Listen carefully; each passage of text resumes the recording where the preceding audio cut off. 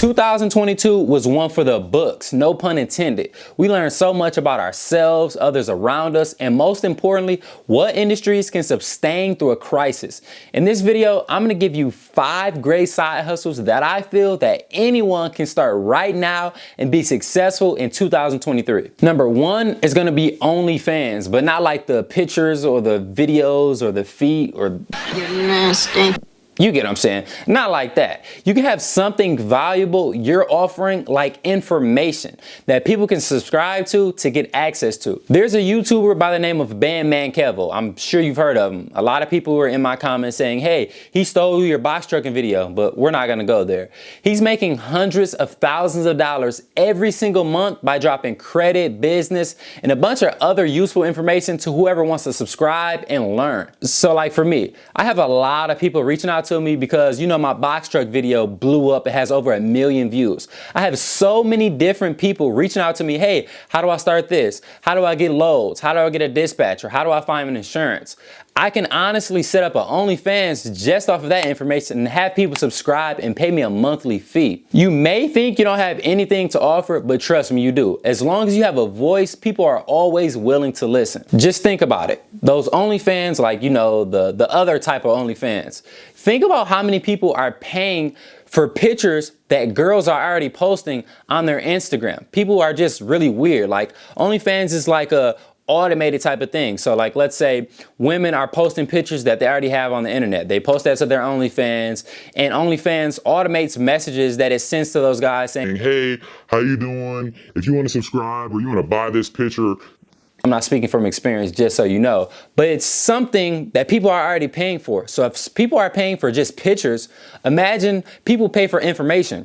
Just think about it. Just me personally in 2022, I spent between $5,000 to $10,000 just on information that I felt was valuable to take me and my life to the next level.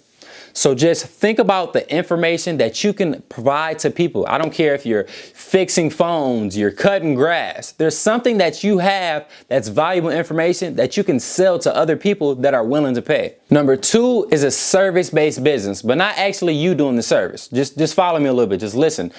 A few months ago, I ran a competition on Freelancer to get a logo created for my new business. I placed the details of what I wanted in my logo. I set a price and a deadline of when I wanted the logo to be complete. Within 24 hours, I had over 300 entries to choose from.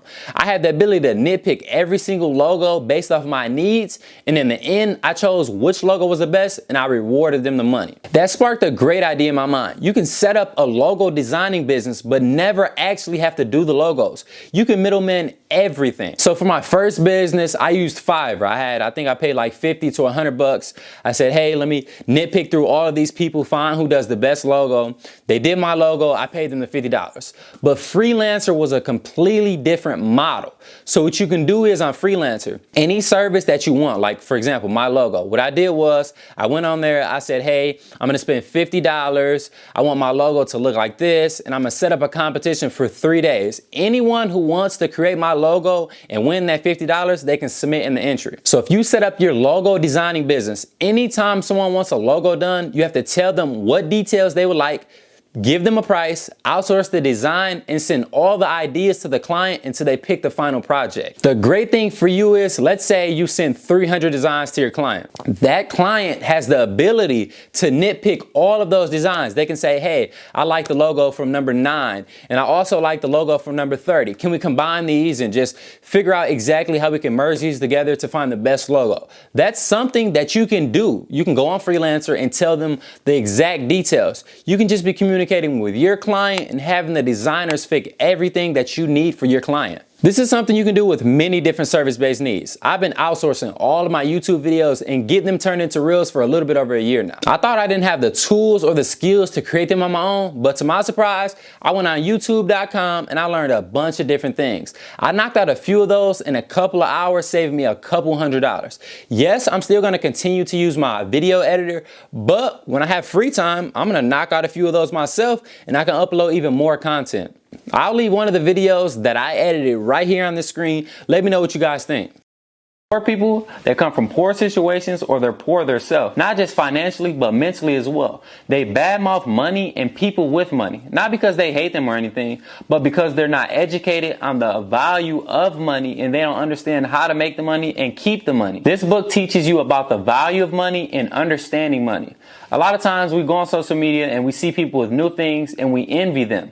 We get discouraged and we look at it as evil instead of understanding how they got those things and understanding the value of money. Just look at Jim Carrey, for example. He wrote himself a check of $10 million and dated it for 3 years in the future and then folded that up and put it in his wallet. No, he didn't have the $10 million to cash that check, but he dated it for the future 3 years in advance so that he can work as hard as possible so that when that 3 years comes, he met his goal. It just motivated him to go hard as he can to make that $10 million so that he can cash that check and it becomes a reality. A lot of people is an ebook. This is something I mentioned way before, but the knowledge I've gained since mentioning it before is the reason it's on my list again. As we get older and the times continue to change, the way we learn things are changing. Ebooks are something I purchase all the time. They can range anywhere from $1 to $100. But the great thing is they're packed with valuable information in a short book form. The main way for you to be successful when you're selling your ebooks is using a system called ClickFunnels. Outside of ClickFunnels, another way to be successful with selling your ebooks is affiliate marketing. You can find people with a lot of following, maybe in your niche, and you can say, hey, I have this ebook that I want you to market and I'm going to pay you an affiliate. This is great for people who don't have products or don't want to create products. They're making money by marketing your product. And at the end of the day, they're helping their audience gain knowledge. It's a win-win scenario. Number 4 is course creation. This is a new way that will eventually be taught in schools. Here in Michigan, they just made it by law that you have to take a financial literacy class to pass high school. So this is a great opportunity. Let's say you created a course that can help people in school. What you can do is you can take this course and sell it to schools. Courses are way easier to learn from than going to school for years.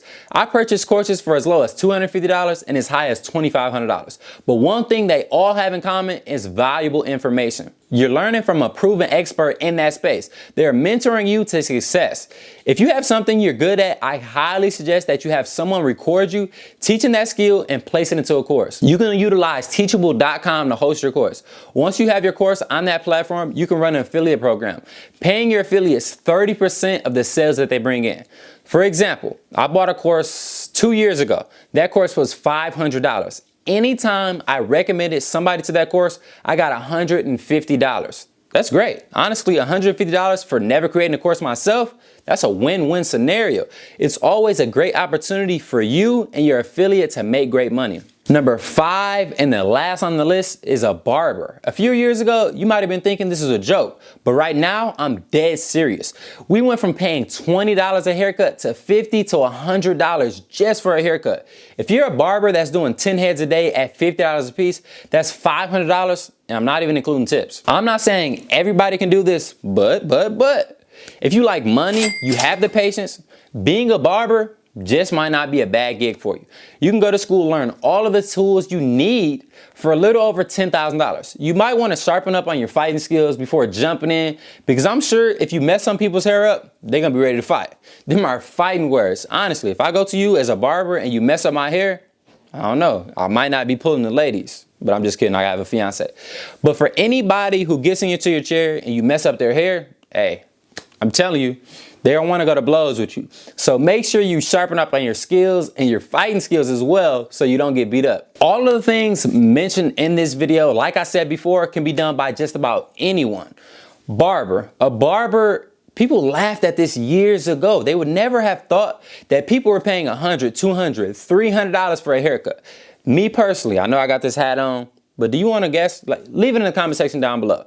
How much do you guys think I pay to get my hair cut? Okay, I don't want to tell you guys, but this is the most I've ever paid consistently to get my hair cut, and it's hence the reason I only get a haircut probably once a month, but I pay $100. My barber is top notch. This is the best barber I've ever been to. I'm gonna leave his Instagram right here. Check him out. His work is amazing, great conversations, and he's a young entrepreneur that's taking it to the top. If you enjoyed any of these side hustles in this video, give me a thumbs up. If you have any side hustles that you find that's useful, that anyone else can benefit from, leave it in the comment section down below. If you haven't already, please subscribe to the channel, hit the bell notification so you're notified anytime I post a video. And as always, tell a friend to tell a friend to tell a friend. Thank you guys so much.